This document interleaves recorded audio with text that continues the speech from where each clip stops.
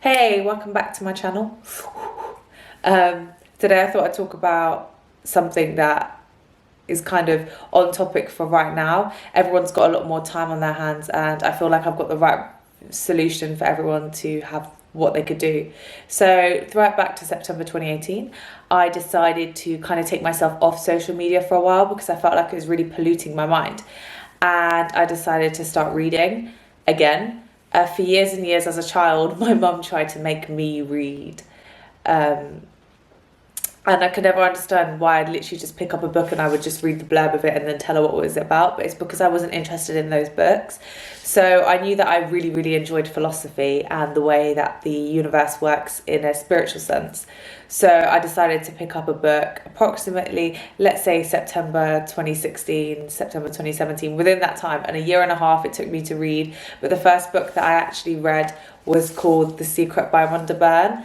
Now, I heard a lot about this book. I read a lot about it. I was like, okay, cool. Let me just try and go into a philosophical book that I felt like wasn't that hard. At the time, it was quite difficult. On a scale 1 to 10, this is quite difficult. But as a first book, it took me so long because I couldn't understand the concepts which Byrne was talking about. And it basically, in a summary, without obviously spoiling the book for you, it's basically about the power of positive thinking, affirmations, how if we say we're going to do something, we're going to end up doing it. And the amount of people that I recommended this book to is unbelievable, and the amount of reviews I read and how it changes people's lives is, you know, it's so nice, like, to have that type of book. So after a year and a half of reading this book, I can genuinely say it did open. I wouldn't say it would change my life, like one book would change my life, but it definitely started this whole situation of me reading every 2 to 3 weeks. And by the way, I'm not a fast reader. I literally read word for word. And the reason why I like this book as well is that in there is little steps, or there's like different things that you can focus on, and it's really broken up. So like when a text is like all in one page, I feel really overwhelmed. I'm reading it, I'm like, oh my gosh, like this is really long. But when you have a text that is broken up, it's a lot easier to read, like especially with like their little quotes, and it's not just Rhonda talking. She's bringing together so many different people's viewpoints, and it's all about the law of attraction, and the law of attraction is the underlying theme for all of my books mainly. And I just really, really enjoyed this book. I definitely recommend it to anyone. It's not the easiest book to read, I'm not gonna lie to you, but it's definitely a starting ground if you're trying to get into spiritual books or anything that is of that realm. I definitely would recommend this. So the next book, this is in no particular order, by the way. These are just 6 books that I've decided to speak about and mention that I felt like could really help me, and well, did help me, and that could help you. So the next book I want to talk about is called The Alchemist by Paul Coelho. I could be saying this completely wrong. And I read this book because one of my best friends said to me that she read this book and it was a really easy read, and I was at university studying final year, and I just found it extremely difficult to try and read really, really heavy books, like ones that are really, really hard to read. So she said to me, oh, why don't you try The Alchemist? And I was like, oh, I don't really like fiction. I really, really like non-fiction books. They're more me. And she was like, no, just read it. And I read this, I think it was like 2 days. And I loved this book. This book is the first book that I've found that is like finds fiction to non-fiction. And there is a story with it, obviously. And it is told through a non-fiction, there's an underlying message, basically. That's what I'm trying to say. And I would definitely recommend this to anyone who's starting their journey or wants to start and delve into the whole idea of how the universe works, you know, the law of attraction. Obviously, there's loads of people's opinions on it, but personally, I'm a big believer in affirmations. And if I say I'm going to do something, I'm going to do it. It is a great way to live, but at the end of the day, I feel like sometimes it could be a bit of a problem because you get yourself with so much more high expectations. But anyway, back to the book. The Alchemist is basically a story about a boy who journeys across the desert, and he has these big dreams, and he doesn't know how he's going to manifest them. and it's all told about the way that the universe works. It's, you know, as it says on the back of it, I'll read the blurb because everyone can't read the blurb. It's the story of a shepherd boy from the Spanish province of, cannot say that word, whose dreams of travelling the world in search of a treasure as desirable as any ever found. So he's journeying across the desert. I read these books quite a long time ago, like a year to 2 years ago, so it's like refreshing my memory. But this book in general, definitely worth the read. It's really quick and easy. So the third book I'd like to talk about, we're getting these all just in random order, but this one is I've read quite recently, so maybe we're in April now, so maybe December, November of 2019, and this book is called The 7 Spiritual Laws of Success. Now this is by Deepak Chopra, and I had been on my Amazon and I could see that I was due a new book. Now I try to have this rule, don't buy a new book till you're about to finish your next book, because otherwise I feel like I'm overwhelmed with books and I'm like, oh my gosh, I need to finish. But really, it's almost like it kind of gets me excited for the next one. So this was on my suggested, long story cut short. And I thought, okay, cool, 7 spiritual laws of success. How are you going to link laws of success? Like the word success to me meant money until I read it. And this is all about success in life. Now, success for so many people is how much money you have, how big is your house, how many cars you own, things like that. No. This is like success of being happy and how happy that you can be. And it's literally just broken up into seven easy laws that you can literally live by. And I flew through this and I reread it twice because I just couldn't believe how easy all 7 were. So it's the law of pure potenality, the law of giving, the law of karma, the law of least effort, the law of intent and desire, the law of detachment, and the law of dharma or purpose in life. And I feel like this book is quite an easy read. Deepak Chopra goes into, you know, how it can be applied into life, and I really like that each page is, you know, you can read 1 chapter a night and it can absorb, especially with spiritual books and books, self-help books and all of this, you know, books in general. I feel like you need to read it in small doses for you to absorb it. That would be my recommendation. Like, I love to fly through a book, but if the slower I read it, the better it absorbs into like my brain anyway. I don't know about anyone else's, but yeah, no, this one's definitely Don Miguel Ruiz. And this book I was trying to get a hold of for quite a while, like maybe like 2-3 months, and on Amazon it was like you couldn't buy it new. And I'm all for buying books secondhand. I feel like each individual book has different energies and it's really beautiful to share books. But anyway, I found this book on Amazon, at Waterstones, and I went and bought it. And I used to commute, obviously, to London, and I used to have quite a lot of time, like an hour on the way there, an hour on the way back, and incorporating time to read for like an hour or so was really important for me. So, or maybe half an hour, but like I made sure every day I'd kind of try 4 to 5 times a week to make sure I sat down and read. Now, the 4 agreements is 4 Tolek, so they are, from what I believe, that might not be correct, an ancient way of living, and these are the 4 agreements which they lived by. So it's be impeccable with your word. So say what you mean. Don't ever just wishy-washy, like make sure that you're stating your point. Don't take anything personally, which I'm definitely working on. Like when someone says to you, or they're having a bad day, you don't know what someone's going through. So this made me open my mind to, okay, especially when I was working with people, I was thinking, why are these people having a go at me, or why are they acting this way? But everyone has a different life. So it's super, it was a good point. Don't make assumptions. So find the courage to ask questions and express what you really want.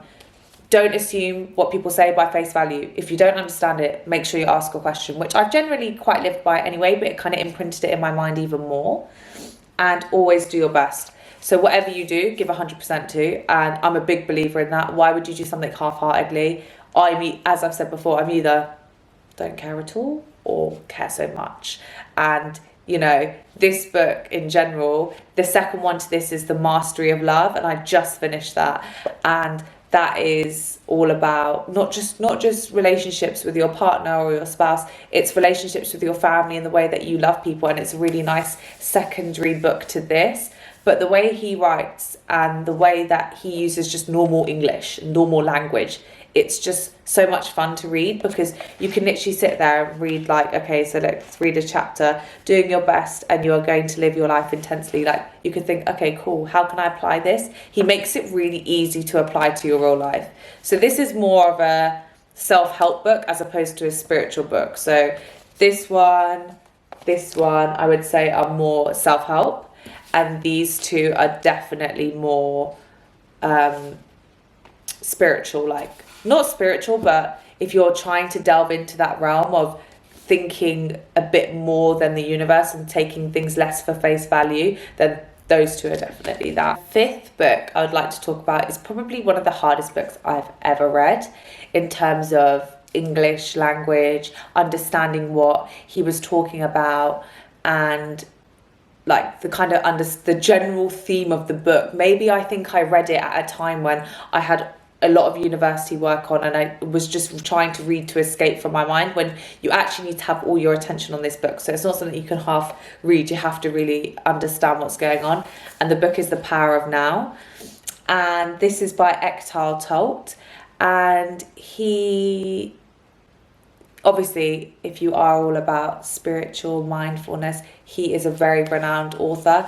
Now, this book is kind of connecting mindfulness and spirituality, and the way in which we can bring peace to our lives and ways we can apply things. Everyone has a different interpretation of this book, and it's extremely important to understand that everyone who reads, it's a bit like when we see orange, not everyone sees orange the way we do. So everyone who reads a book is going to read it very differently. So this is claimed to be a guide to spiritual enlightenment. I would definitely recommend this book personally, if you're a few books in and you kind of have an understanding of the law of attraction, spiritual enlightenment, kind of already am used to those terms. But when you start to read this book, and there's some chapters you won't even understand what's going on, you know. But what I do is I try not to ruin my books. I'm a bit OCD with it, which is obviously fine if you highlight and stuff, you make your notes, but I fold. But there's certain aspects of this book that really spoke to me the second time I read it. By the way, I've read this book twice. Negativity and suffering have their roots in time. And I believe this is one of the books that you have to read twice. Now, I heard my friend talk about how she had to read it twice to actually understand what's going on. Totally agree with her. It's one of these books that I would definitely, it kind of changes your whole way of thinking and the way that you process certain information. And Eckhart Tolle also has a secondary book or third book, something. He's done a book called The New Earth. That book is amazing, and he has a podcast with Oprah Winfrey, and it was absolutely sensational. I really, really enjoyed reading the book alongside each chapter, alongside reading the book, because it kind of double absorbed. I have never tried Audible or anything like that, so I don't know how it is to listen to the book. But when I was reading what he was saying and then listening to what he was saying to Oprah, it was really nice to kind of cohesively join these two together. So yeah, this is a very, and also what I like about this book, and you'll kind of understand the whole aspect of why I like to read books like this, they would give you little page breaks. So if he feels like you've read enough, and he'll be like, okay, you need a break here, this is definitely a book that you should read when you're a few books in and you're ready for that new level. You're just ready to read. So yeah, this is definitely in the same category, if you want to categorize, as The Alchemist, The Secret, and The Power of Now. So yeah, with Blueberry by Tetley. Ooh, game changer. I've been drinking green tea for years, and I can't find a green tea like this. And this is a against a mud because it keeps my tea very warm. Hold on. Okay, on to the final book. Now, this one's kind of like a cheat book, because I have probably about 20... No, I'm lying. I probably have like 30 to 40 books that I've read in the last 18 months. months. Obviously, I can't remember them all off the top of my head, but in my bookcase, so I tried to narrow it down to 6 because I was like, 6 is enough. If I try to do more than 6, it's going to be a ridiculous amount. So this is the book I am currently reading. Now, I just finished The Mystery of Love, and now I'm reading The Book of Joy.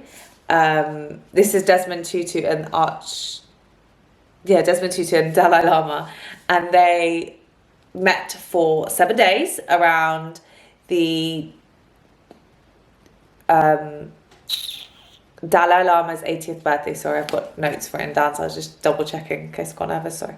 And they met for 7 days, and they were exchanging stories. So the whole idea behind this book, now obviously I'm only this much through, so I am 70 pages out of 350, but what I'm understanding from this book so far is how people can just have joy throughout their lives and how they can just be happy.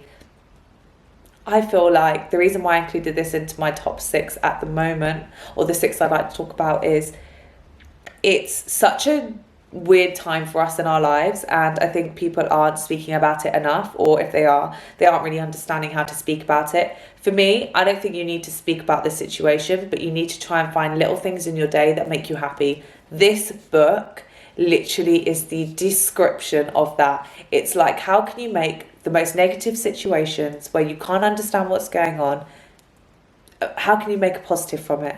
How can you find a positive from it? Genuinely, this book, and I'm only, I think, 5 chapters in, has already like made me open my mind to, like,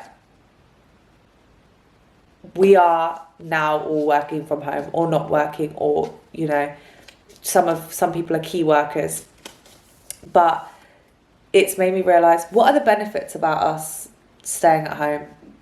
Less pollution, the environment gets to heal, we're safe in our own homes. You know, there's so many things to be grateful for and to be happy for, little things in your day. If, you know, I know people that are shopping for their neighbours. They're so selfless.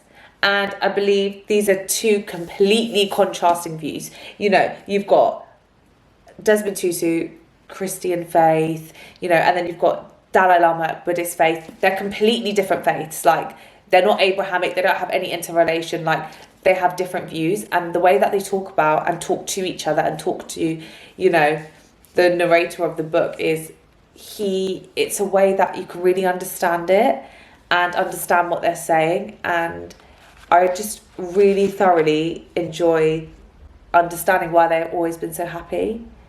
I believe in the book, quote me if I'm wrong, I'm really sorry, but the Dalai Lama has cancer in this and he's getting treated, I believe.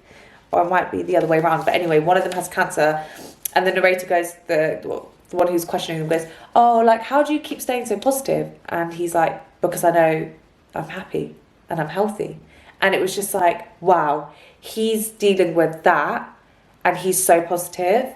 Then I don't know why, like, there's big, basically my thought process is, when I had my little moment and I was like, oh my gosh, I can't leave the house, la la la la la, there's so many people that I'm blessed to have a house and a roof over my head. Like, it's not my house, but I'm blessed that I get to spend more time with family. I'm blessed that I have food.